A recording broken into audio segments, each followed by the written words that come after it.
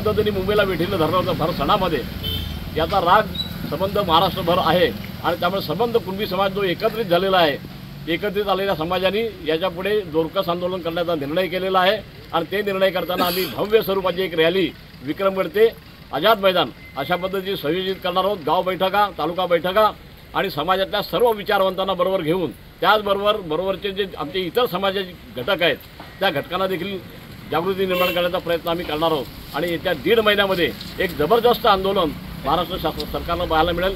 त्याच्या आधी आता जे दाखमध्ये जे मान्य नाही, घटनेला जे अमान्य आहे, जे घटनेच्या चौकटीमध्ये बसत नाही असं आरक्षण दिलं जाऊन महाराष्ट्रामध्ये असंतोषाचं वातावरण जे काही पसरतं याला सरकारचे चुकीचे निर्णय जबाबदार आहेत आणि हे आंदोलन जर वेळीच ठेचलं असतं की ज्या आंदोलनामध्ये आजपर्यंत पोलिसांनी मार खाल्लेला आहे।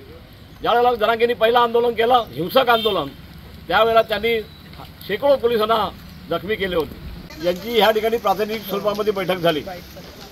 या बैठकीमध्ये मराठवाडा, त्याचबरोबर कोकण, मुंबई, पालघर आणि ठाणे या सर्व प्रांतातील प्रतिनिधी प्रातिनिधिक स्वरूपामध्ये उपस्थित होते।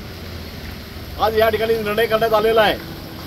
सरकारने गेल्या 2-4 दिवसामध्ये जे काही निर्णय केले ते निर्णय आम्हाला अमान्य आहेत। याचं कारण असं आहे, सातारा गॅजेट त्याचबरोबर हैदराबाद गॅजेट हे हा देश स्वातंत्र्य पारतंत्र्यामध्ये असताना हे निर्णय झालेले आहेत आणि देश पारतंत्र्य झाला आणि देशाला स्वातंत्र्य मिळालं 1947 साली आणि ज्यावेळेला 1952 साली आपल्या देशामध्ये घटना मान्य केलेली आहे।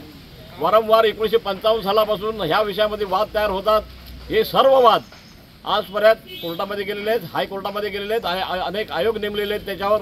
त्याचबरोबर राष्ट्रीय आयोगाने देखील हे आरक्षण मराठ्यांचं फेटाळलेलं आहे।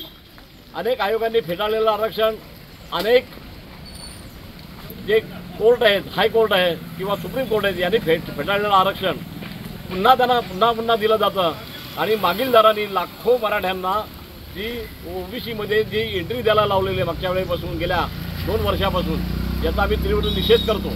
मागच्या वेळेस शिंदे समितीने अशा पद्धतीचे